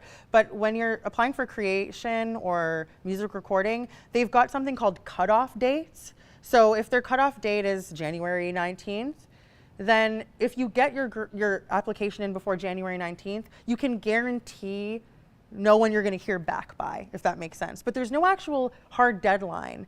They just want people to keep applying and keep it flowing and make sure that you're getting what you need essentially. So like you might wait a little longer if you apply way before a cutoff date. If you're applying closer to a cutoff date, you might wait a little less to hear your results. But no, like as I said, you could go to the website, check out the Career Catalyst grant portion, look at the list of people who have been funded, and be in shock and awe because it's actually pretty diverse and it's pretty cool. And as long as you can articulate the why, as I said, like keep the why in your head for yourself, starting a family, wanting to make more revenue, I would lean on that. I would be like, I want to be around my kid. So to build a studio at home means that my clients are coming to me and I don't actually have to go out all the time and travel to these other studios and work with other people in their spaces. I could, like our son lives in the studio, and that's a huge thing that we lean on too. It's like we're also like this little 2-year-old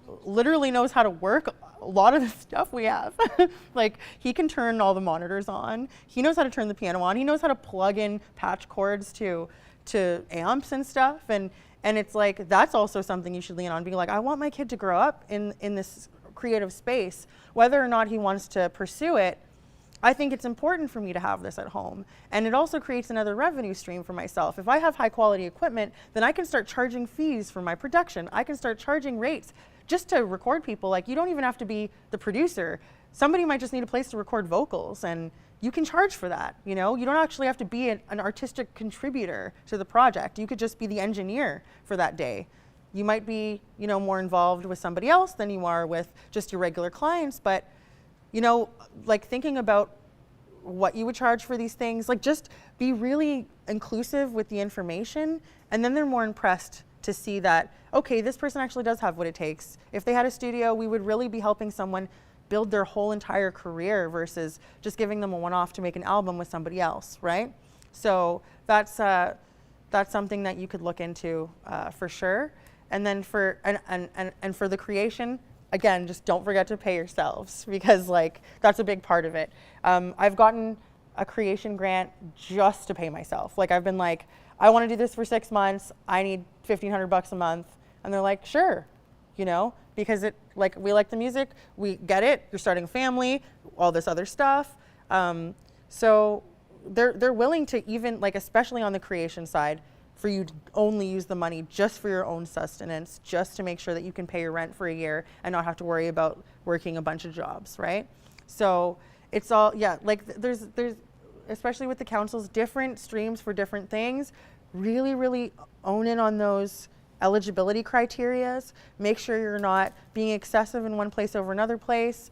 Make sure you're applying to the right stream for the activity that you want to do, because that's a big mistake I'll see is like, especially in music recording projects, I'll see a lot of folks say they want to rehearse, and it's like that's just not eligible for music recording projects. It needs to be ready to record. Like you need to be ready to record. So they're not going to rent rehearsal space for you. They're not going to pay you artist fees to rehearse or compose. Like you can't write. You need to be ready to record. So make sure that you're not writing in like composition period artist fees and stuff, because that's a big mistake. And if we love the music, we're just like, oh, this isn't eligible. And then all of a sudden your funds are like, you might get partially funded, but you're not going to get all the money you need, right?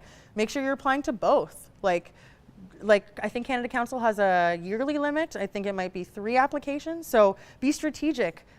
Don't apply for recording again and again and again. Do one in recording, do one in creation, have them back to back. And so if the first one you apply for is creation in January, write into the creation grant that you hope to record these at some point. Don't say that you're going to do that, because recording is not eligible in creation.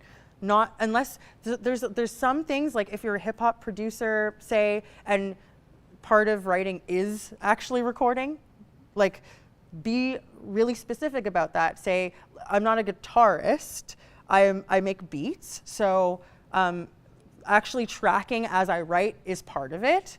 Then they're like, okay, that makes sense. You need the technology, and you need to actually record stuff to create, right? But if you're a classical, composer, they're not going to, pay for you to record that stuff right away. You can write the music, you can, get the sheet music out, and you can see the product without actually having to record it. So make sure you're being specific about that. So if you're like, okay, I'm going to spend January to June creating, I hope to record it at some point, so I will be applying to concept to realization. Then they're like, oh, nice. They know that, once this is done, we know that they're going to try and record it. They're going to apply to these other streams, and that, this artist is being mindful about what money is going where. So just really pay attention to the eligibility. Make sure there's no overlap from the different streams, and you could be way more successful, and you could get like $20,000 and $20,000 in 1 year, and like that's already like a base salary. You don't have to top that up by very much more to actually live decently. Like you might need you could get Factor for 10K, you could get OAC for 10K, and you're like making $70,000 a year just making an album. So if you're really specific and you're just paying attention to exactly what you're applying to and not loading ineligible expenses into those. And I'll say, so if you do get funded by OAC or any of these organizations, especially OAC, when they send you your notification letter saying congratulations, at the bottom they'll say, by the way, these are not eligible expenses. And that's why in your head you could be like, oh, that's why they docked me $1,500 because like I put rehearsal in there, or I put that I would be writing. Dang, just like don't make those mistakes, because it's the difference between having all the money you need and just falling short, right? Because the councils are happy to give you all the money you need. Like it's not like Factor is a subsidy. That's another thing I should mention. Factor will never actually fund 100% of anything. They'll only ever fund 75%. So if you get $5,000 from them to record, and you actually only spend, say that $5,000, they take 25% back. So they want to actually see that the other 25% is coming from somewhere else. And so the councils don't do that. Like if you're like, this is the only, revenue I'm getting, this is the only grant I've applied to, it's going to cost $10,000, I've asked for $10,000, they'll fund 100% of the project. Factor wants to see that there's other revenue sources coming in to like they're just subsidizing your project. Same for the creative, like artistic development. Yes, it is the same for artist development. Like, so you have to spend, it's a really weird number, if you're gonna get $2,000, $2,667 to actually not have to owe them any money back.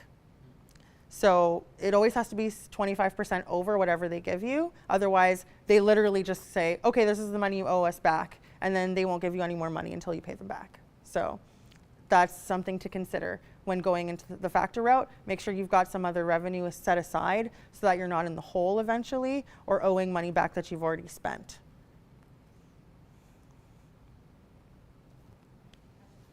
So I know when applying for grants, we talk about what they'd like to do in the future. I know some artists apply and they submit what they currently are in, like the current project they're doing, and do you submit receipts for them to you already to complete your goal? So that's a great question.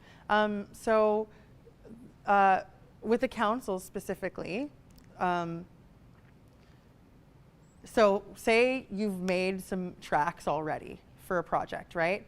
And you want to, so really you could have the whole album recorded already, and you could just apply for the other eligible expenses. So if you're like, the EP's done, it's created, it's recorded, it's ready to go. I actually just need marketing funds. I need, like, because they also will support like vinyl pressing, making like physical copies of things. Like especially in classical, people still buy CDs, like they really do. So like you'll see a lot of those classical genre folks be like, I need 1,000 CDs because like that's the only way people consume my music. It's arguable that it's hard to find classical music on Spotify. It really is. Like there's a million versions of the same song out there. It's hard to find a specific composer. It's, you know, so just as long as it's justifiable and you're looking at the eligible expenses, you can apply for a project that's already partially done. Or you could say like 3 songs are done, 2 more need to be recorded, whatever that may be, just as long as it's falling under the scope of the eligible expenses, that's totally okay. So all of my artist homies who have been successful in grants, whether it's Factor or any of the councils, they've all worked with a grant writer in each of those cases. What is the most ideal way for an independent artist to reach out to a grant writer to help them with their project application? I'd say think about what the grant writer's priorities are, because so like I've had a lot of people, I don't know if anyone's heard of Bandbox, but this is like kind of one of my like bad examples, because they'll take anybody, like they'll just be like, oh, you want to pay me to write your grant? Sure. And then that makes their success rate not great because they're not actually caring about you or the music, they just want to be paid. So my model, like if I'm, you know, kind of going on the other side, is that I will subsidize the cost for someone I truly believe in. So if I charge, say, for a JSR, if I'm going to charge $1,000 or whatever, like round number. If you're an artist of color, if I really believe in you, if I see that I know you can get it, and that's the thing, I need to know you're going to get it for me to actually take it on. I would never take somebody's money if I didn't think they were ready for something, right? So if you fall under that scope, you're like, I can't really afford to pay you the whole $1,000, then I'd be like, okay, how about we do this? Because I know you're gonna get this, how about we do half of that? When they finally pay you, then you can pay me the other half, right? So think about where you're at and then do some research that way to see if, you know, does the person actually really care about the artist? Do they have a really large clientele list? Are you seeing people like just kind of roll in and roll out of you know, their business with not a lot to show for it, just a few people being successful, you know what I mean, just because they have the money to pay for it? Or you can look at like someone who's got like social enterprise on the mind. They like want to make sure that you're actually successful and that they're really going to listen to your music and give you honest feedback. Be open to that. Like, because you know, I'm just like ranting to you. I'm like, this guy is like, please write it. And I'm like, no, you're not ready. And he's just like, do it. And so I made this mistake one time and never again, where because I want my success rate to be 100, like that's just the way I am. I want to make sure everyone's getting the money if I'm going to be applying for them. So that particular JSR, I took on 3 clients. I don't want to overdo it. Like, how many people are actually going to get a JSR? It is competitive, right? So they just insisted. And I tried to push them to artist development. I was like, I think I could make a compelling case for you in artist development. They're like, it's not enough money. Please do the JSR for me. And then when they didn't get it, and my other 2 clients did, they were like, what's your can I be honest? Were the others successful? And I was like, yes, they were. But I told you repeatedly that I didn't think you were ready, and you pushed me into it, and you just wanted to try it. And now Factor's changed their rules. You used to be able to apply to every deadline. They don't let you do that anymore. You have to apply, and if you fail, you have to wait 2 more rounds to apply. So that's already putting yourself in a really bad position. I would rather you spend a year doing artist development and making sure that you're ready for this, making sure that, like, if you took $2,000 from Factor and you already had high quality recordings and you got that artist development grant, and you put that all into marketing and paying a PR firm to massage the Spotify playlist for you, because that's where their connections are, right? It's the difference between like 1 million streams and like 5,000 streams, right? Is being able to hire this really connected public relations person, right? So you could imagine what your next year looks like if you just invested in the PR person with that $2,000. They got you on all these like New Music Friday, they got you on Hip Hop All Day, they got you on all these playlists on Spotify and Apple Music. Then the next year, with your couple million streams, you are commercially viable. You are going to qualify for the JSR because you spent the money properly. When you had a little money, you spent it properly, right? So if that's the goal, right, is to get to the next level, then just make sure that make sure the grant writer isn't it's just it's salespeople. Just make sure it's not sleazy. Make sure they actually care about you. Make sure they're being honest about where your music is. Make sure you actually take their advice, because trust me, we've heard all the music. We've heard it all. We've heard really great stuff. We've heard really terrible stuff. And it's if I'm you know what, these vocals are out of tune on this demo. There's no way you're getting JSR, you know? And then they're precious about it and they still think they're great. Please listen to the experts in your field. Please get feedback from people you respect. Honestly, I remember you submit songs to huge producers and you're like, can you give me feedback? And they will. They'll be like, yeah, I think there's this. I think you could add this type of thing. I think you could do this type of thing to make it great. And then you're the perfect example of this, Pete. So you're just oh my God, this is awful. I thought this was ready.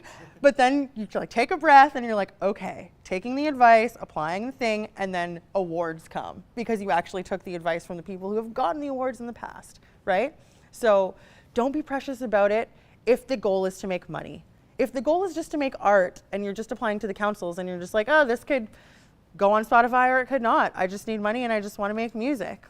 That's fine. But if the goal is to actually become a known artist, to become a money maker, to have your product be commercially successful, really consult with experts. Really consult with the people. If you say you sound like a specific artist, really compare. Do you actually, if you're going to claim this, do you actually have what it takes to measure up? Demographics are a big thing in analytics. So I don't know if you guys all know what analytics are or if you measure your analytics, but get Google Analytics for your website, for whatever you've got, because then you'll see who, down to the race, to the gender, to the age, who's actually, Spotify does that for you now, which is really cool, but who's actually coming to see your website? Who's actually looking you up to see where you're playing? Who actually is interested in who you are? Knowing that information is also a really great tool to showing that you're commercially viable. If you're my audience is 18 to 30, they live in this area, that's why it's very important for me to develop this in this area, do shows in this area, present my work in this area, or market it specifically on Instagram, TikTok, and whatever, to these people, because you can choose, every time you put out an ad on social media, you can narrow it down to whoever. It could be just your followers. It could be people who listen to the artists that sound like you. It could be, you can literally be sounds like, pick artist. If you're a music business on Instagram, right? You could be like, sounds like, Janelle Monáe, sounds like this person. And then they're just targeting people who are fans of those people. And then, you see it pick up because they're just like, this is sick. Like, this is something I haven't heard before, but it sounds like what I like, right? And it's all about, like sponsored ads, like 75% of what we see on those social media platforms now, right? It's like only 10% who you actually know now. It's like mostly they're trying to sell shit to you. They're trying to, push whatever it is that they're trying to push to you. So understanding, who it's for is really important, and just being smart about it, right? Helps you, wrap your mind around all of that stuff. Anyone else? Is it our time? What? Well, I mean, we got 20 minutes now. I think you said you were taking over the last 20 minutes? Yes. Where did the mic end up?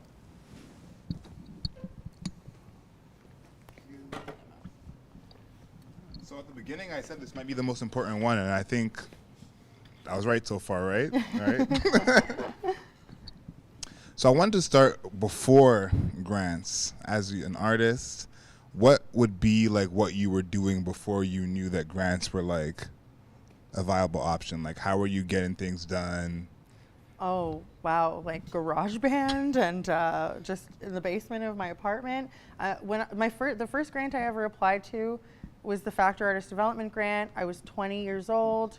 I did not get it, and I was like, because when you apply to Factor, they give you a score, basically. So if the people who got funded were above 83% score, they're like, you got a 76. Just so you know, this is where people are at. 83% is where I needed to hit. And I'm like, dang, that's like a lot of percent, considering this is a Canada-wide thing, right?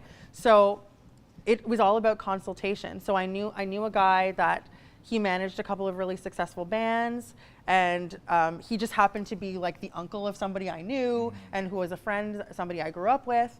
And I was like, can you help me with this? And it was like, oh yeah, the demo. Sounds like you just recorded it like on your phone. You know what I mean? It was like, I was like, well, I sort of did. Like I just wrote a song and I thought it was good. And so he got an acoustic and I just sang, and he's like, yeah, so other people are submitting higher quality demos. So when they're listening to your song, even if it's written well, it's not going to compare to something that sounds great, because it's all, like, music is just all about how it sonically hits you, right? And so I was like, oh, okay, that makes a lot of sense. So the next time I applied to artist development, I made sure that the demo was really well done. I made sure I worked with somebody, we bartered services, and then I got it. And I was like, oh my gosh, it makes sense, you know what I mean? With the same track. So, and then fast forward, and I opened for, I don't know if you guys know who Chantal Kreviazek is, and Our Lady Peace, Rain Maida. So they just went on the husband and wife tour. Pete and I opened for them.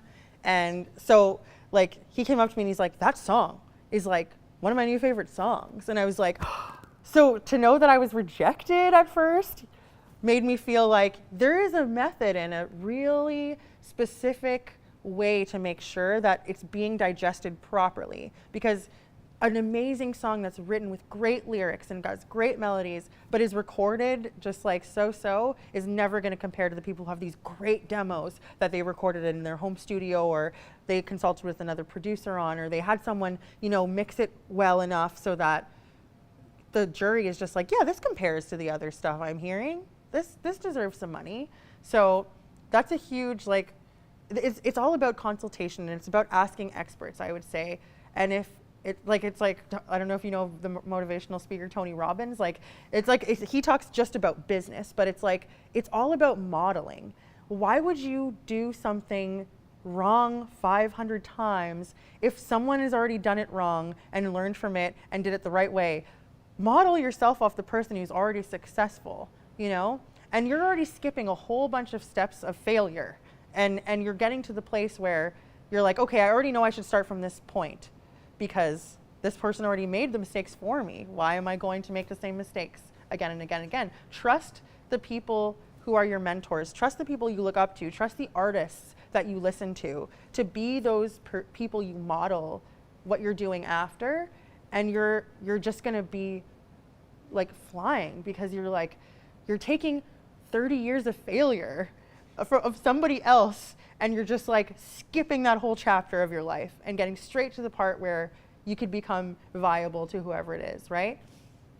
I like that you brought up consulting experts. 'Cause I feel like, especially with grants, that's huge. I think a lot of people, their first grants they apply for, they just, I don't want to say raw dogging it, but like, they're just blindly going into it, not knowing. My first grant, I ended up getting because the people from the organization told me to apply, and they were like, apply, we'll help you. They walked me through it. And this is obviously a great opportunity for them to talk to you and kind of get information from you. But after they leave, there's going to be, kind of the real world of, now I got to find another expert. Yeah. How would you say to someone to like find that expert or consultant to give them that information for whatever grant they're specifically applying for? Well, this is, first of all, a great way. Just you guys being here right now is huge. You took a step to, like, you're already like a year ahead of anybody who's not here, or years ahead of anybody who chose not to come tonight. Completely agree. For any other reason, right?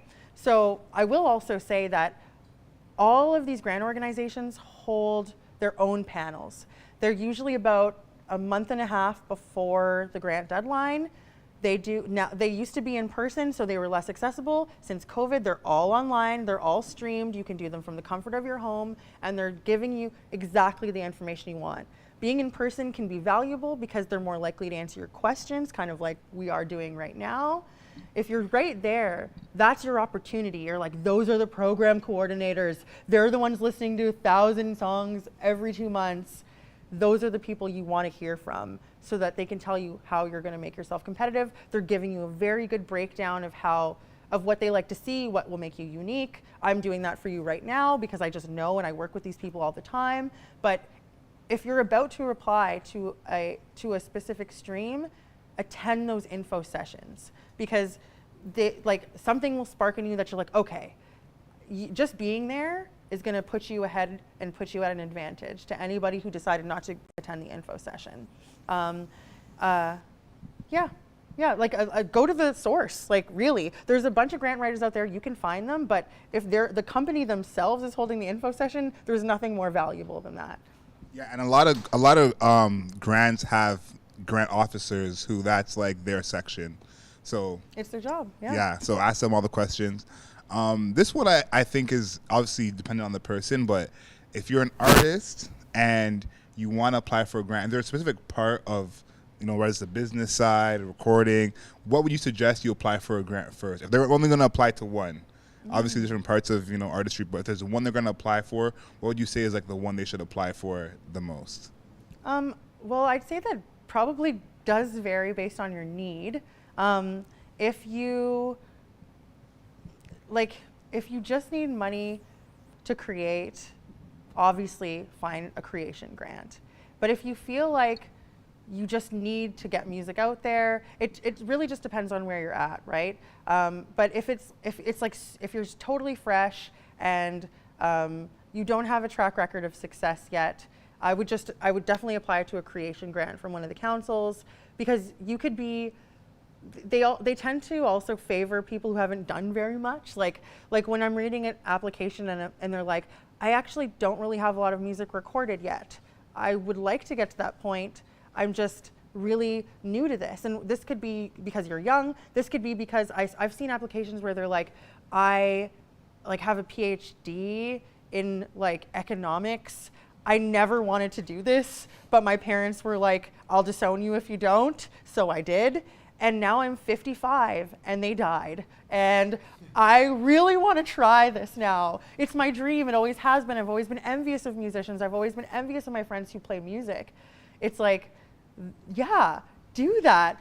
It's going to tug at the heartstrings of somebody reading the application, because you want to create something you've always wanted to. I can give you the opportunity to do that. That's so cool. So I would definitely start with creation and just really being articulate about why you want to create it, because that is automatically money in your pocket, right? You could just be getting $5,000 to $25,000 depending on who you're applying to, just to make your own music. But then you're like, I just got $10,000. So if I put that away, then when I'm ready, I really actually have some money to put into this. But if you can afford to put it away, right? But if you just need to live and create, I would suggest starting with creation, and then everything kind of just goes up from there.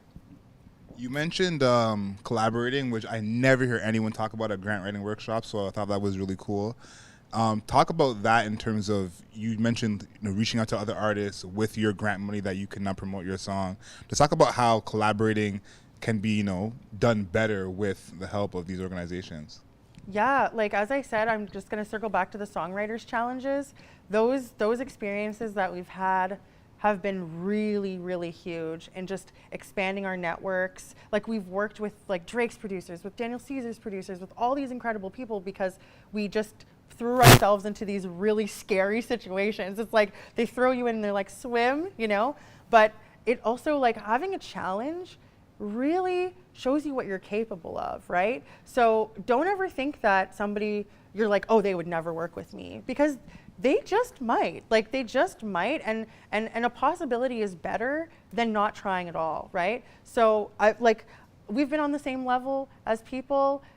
You see their careers build, you're attached to that. Like, we've written with some people. I can think of one guy in particular who was like just like this emerging, like, sweet young kid. Like, to me, he was young because, like, he was in his very early 20s when I was approaching 30, and I was like, oh, this kid is so sweet. But then, like, we get hella royalties from him now because he's so commercially viable. His music plays in all the H&Ms. It's all over TV. I didn't know that was going to happen. He just reached out to us and he's like, I really like your hooks. Like, would you ever consider writing with me? And I thought that I would be helping him, but he actually helped me.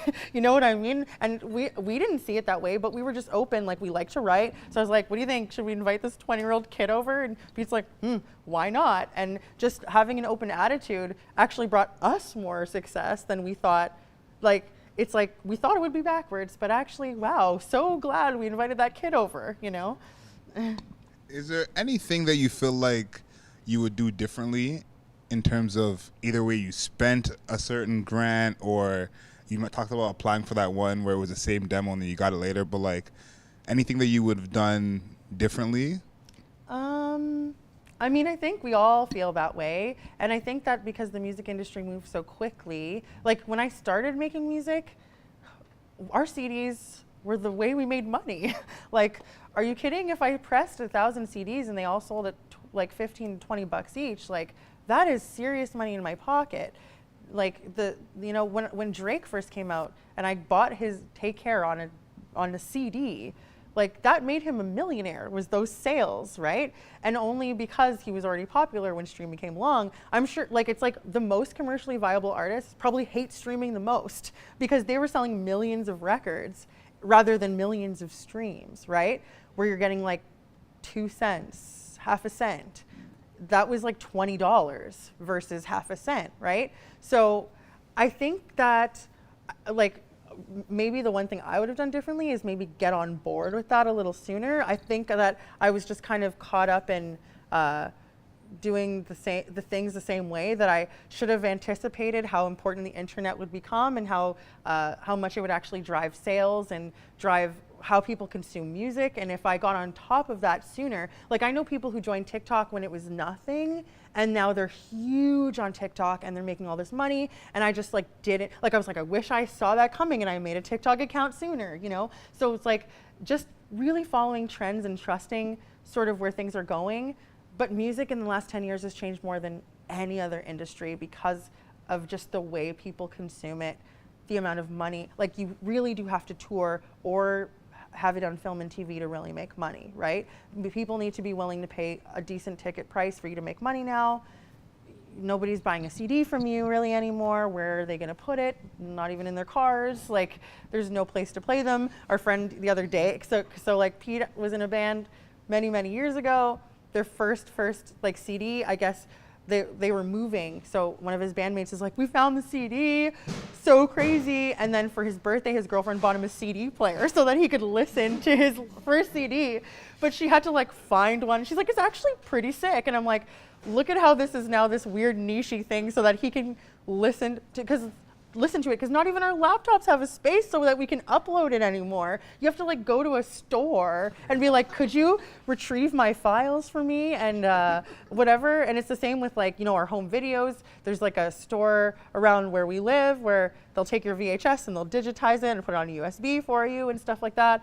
So yeah, it's I think that being able to anticipate how quickly the industry would move in this direction would have been nice. Is it helping financially?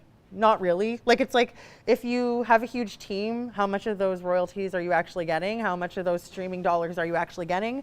I did have a record label back me at one point. I've never, like, those were the most successful songs at the time that I had, and I have almost seen nothing from them because there's just so many cuts along the way from the producers and from the label and from all these other people. So it was odd how, you know, the trends in music made me realize maybe we should go independent. Like, it's like, think of Havaya Mighty. Like, she's never had a label, but doing everything herself keeps the cut in her corner, right? And I think that we had a different idea of what that was going to look like 10 years ago when we were still like, oh, record label, a deal in advance, like that's where I want to go. But then we also have friends who we saw them get really great record deals. They performed on the Juno stage. They did all these amazing things. And then we ran into them post-pandemic and they're like, yeah, they dropped us because we weren't doing enough during COVID. And we're like, what?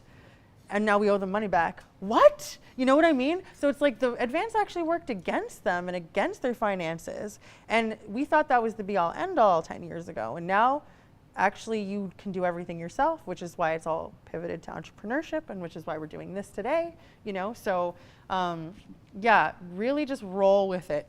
And if it's what you need to do, then you will just pivot. You will just pivot and you'll figure it out and you'll realize that there's other ways to make money. We're lucky to have the funding, right? We're lucky to have these funding bodies supporting us. We're lucky to have music publishers who put our music in film and television. That's where you're gonna make money now. It's really not from people listening, right? I like that you said that because we had Paul Chin here, if you guys know what Paul Chin is, but he made a lot of money through Bandcamp, and he sent all of his followers and listeners to just buy his stuff on Bandcamp, and he would make more money on streaming, you know, just from Bandcamp. And so a lot of times it's like you have to figure out where you're going to make your money. The simple idea of I'm going to get big, you know, is not that anymore. And then we talked about things that you would change. I thought of this during a presentation. My first grant, I had all this money allocated to someone to do sign language. I was trying to be extremely inclusive, had someone there to do ASL. No one showed up to do ASL. They were part of my whole pitch. No. But it ended up not being necessary, and you know it didn't end up actually happening. And I think a lot of my funding would have been different for that project at least if I hadn't put that in there. Right. But you mentioned it of like things you put in there that they'll not say yes to or not. This is something they said yes to that I didn't even need. Yeah, you know? exactly. So. And I guess, huge. you know, to add to that point, also be very truthful about these things. Like, I see people try and pad their grant applications with priorities. Like, if you're already like I saw a Black artist once apply and they were just like, I'm gonna write about Indigenous people and their struggles. And then the music was beautiful, but I was like, you're already in the priority groups. Like, I just don't know why you had to do that. Or like another artist that I saw who was just like, oh, you know, I think that it's really important to be inclusive of the deaf community, like mentions it in passing, nothing else about like how they're gonna do that. It's like, why did you say that? It's actually offending me now, you know what I mean? Like, now I'm offended because this actually isn't part of who you are as an artist. So don't pad your resume and your grant with shit that actually has nothing to do with you. Just focus on you and how you can do good stuff, you know? And don't just like in passing be like, I'd like to work with someone Indigenous. I'd like to work with someone Black. I'd like to work, like, no, just be honest. Because people will see through it immediately, you know? I think that's like the main takeaway from this is like the honesty in your application goes way further than you think. If you're honest, there is something about you that can fit one of the criterias. And I feel like often, you know, we're thinking of there's someone who is, you know, LGBTQ and Indigenous and in a wheelchair, and we're like, we have no chance. No, that's literally. Like, I've seen I'm Métis, I have a disability, I come from low income household, and you're just like, whoa, whoa, whoa, whoa, whoa. Like, you know. and you think you have no chance against that person. Yeah. But it's like, you know, if you be real with yourself and, you know, kind of the reason you're doing this, There's always that thing there. This is going to be the last thing, nothing to do with grant writing, just last question. Now, we ask everyone for like a motivational quote or saying that either you remind yourself of or the people around you. Is there something like that that's always running through your head? Some kind of motivation that you either you're telling other people when they're feeling low or you remind yourself of? My dad always used to say knowledge is power. That really resonates with me. The more you know, the more you are equipped to tackle whatever issues that come your way. If you know exactly what you're dealing with, your problems aren't as large. They're just things that you need to overcome to get to the next step. Knowledge is power. Just know your stuff, know your music, know your why, know the eligible expenses, know the ineligible expenses. Knowledge is always going to be power when it comes to succeeding. One more time, can we give a hand for Tessa? Thanks, guys. Now, for anyone watching this, listening to this later, you can find all episodes of The Cool Table at adrielsmiley.com. The Cool Table airs every Wednesday at 11 a.m. on CJRU 1280 a.m. I want to give a big thanks to Artscape Launchpad and CJRU for help putting this together. Thank you, everyone.